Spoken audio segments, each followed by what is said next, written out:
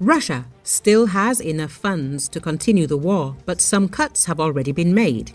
Contract payments to soldiers are reportedly being reduced. This was stated on Espreso TV by economist Ivan Us, chief consultant at the Center for Foreign Policy Studies of the National Institute for Strategic Studies. First of all, there are still accumulated reserves. Yes, they are small, but they still exist. Secondly, the Russian economy is functioning. Sanctions were imposed by Western countries, but not by the global South, and they represent a significant portion of the global economy, he said. Us noted that the G7 currently accounts for 40% of the global economy.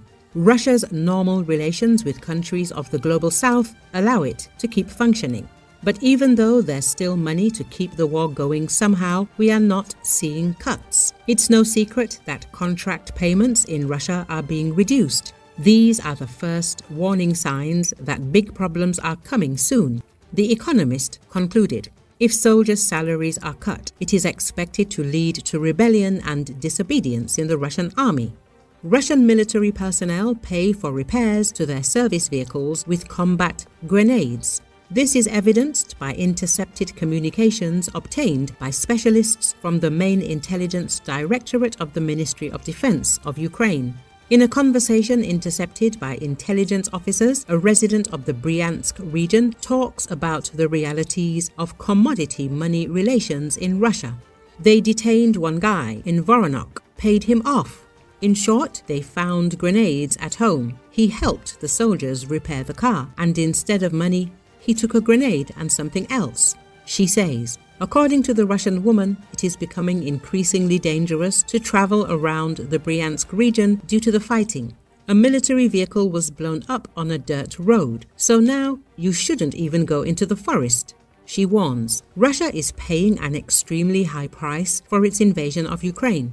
More than 1 million Russian soldiers have been killed or injured. The country's economy is in free fall, and NATO has expanded its presence along its eastern flank. Vladimir Putin had expected victory to be swift, but instead, 3 years on, Moscow is isolated. The war is affecting every part of Russian life, with US defense officials estimating the war in Ukraine has so far cost the Kremlin more than $220 billion, twice the size of its annual defense budget. Russia's defense industry has also lost $10 billion in arms sales.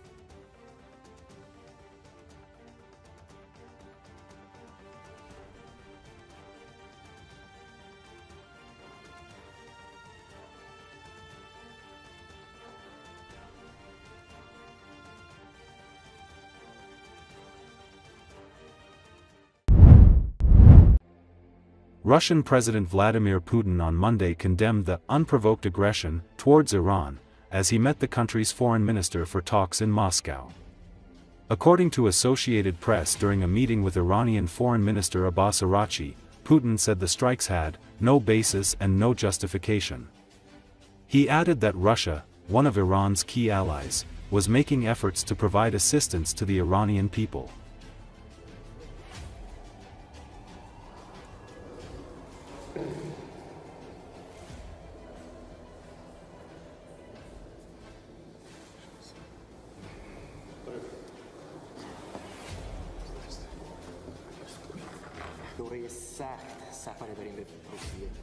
Резкого обострения ситуации в регионе, неспровоцированная абсолютно агрессия против Ирана не имеет под собой никаких оснований и никаких оправданий.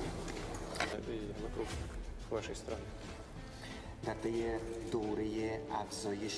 У нас с Ираном давние, добрые, надежные отношения.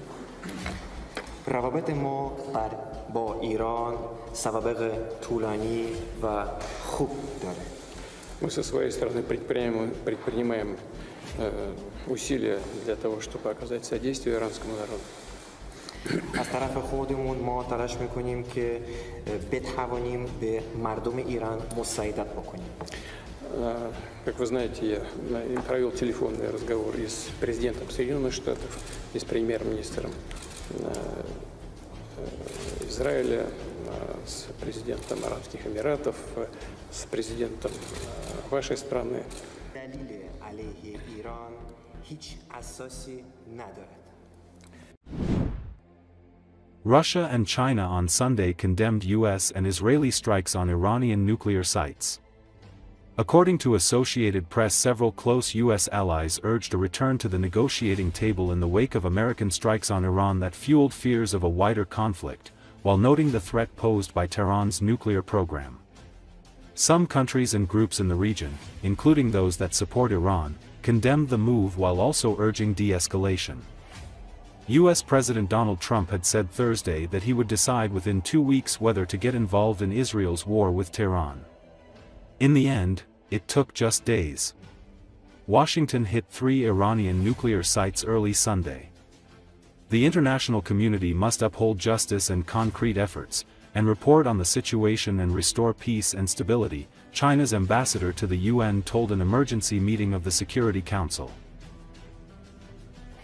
Madam President, on the evening of 21 June, Своими действиями Соединенные Штаты открыли ящик Пандоры, и никто не знает, каким новым последствиям это может привести.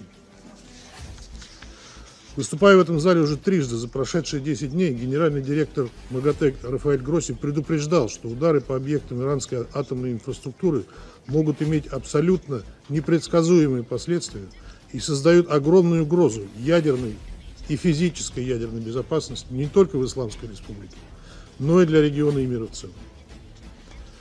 Однако Вашингтон совершенно не заботит ни радиологические последствия, ни угрозы для жизни и здоровья огромного числа мирных жителей, включая женщин и детей, в регионе и за его пределами. Вслед за Западным Иерусалимом там возомнили себя верховным судом. 中方强烈谴责美方袭击伊朗，攻击接受国际原子能机构保障监督的核设施。美方此举严重违反联合国宪章宗旨和原则以及国际法，侵犯伊朗的主权、安全和领土完整，加剧中东紧张局势，严重冲击国际核不扩散体系。国际社会必须主持正义，为推动局势降温、恢复和平稳定做出切实努力。 The stealth bombers that dropped massive bunker buster bombs on Iranian nuclear facilities have begun returning to a U.S. base in Missouri. An Associated Press journalist watched on a clear but windy Sunday afternoon as at least 7 of the B-2 Spirit bombers came in for landing at Whiteman Air Force Base. A first group of 4 of the stealth aircraft did a loop around the base before approaching a runway from the north. A final group of 3 arrived within 10 minutes. U.S. officials have said that one B-2 group headed west from the Missouri base on Saturday, intended as a decoy to throw off Iranians. Another flight of 7 quietly flew off eastward, ultimately engaging in the Iran mission. The U.S. military struck 3 sites in Iran Saturday evening, inserting itself into Israel's effort to destroy Iran's nuclear program in a risky gambit to weaken a longtime foe. The decision to directly involve the U.S. comes after more than a week of strikes by Israel on Iran that have moved to systematically eradicate the country's air defenses and offensive missile capabilities, while damaging its nuclear enrichment facilities. But U.S. and Israeli officials have said that American stealth bombers and a 30,000-pound bunker buster bomb they alone can carry offered the best chance of destroying heavily fortified sites connected to the Iranian nuclear program buried deep underground.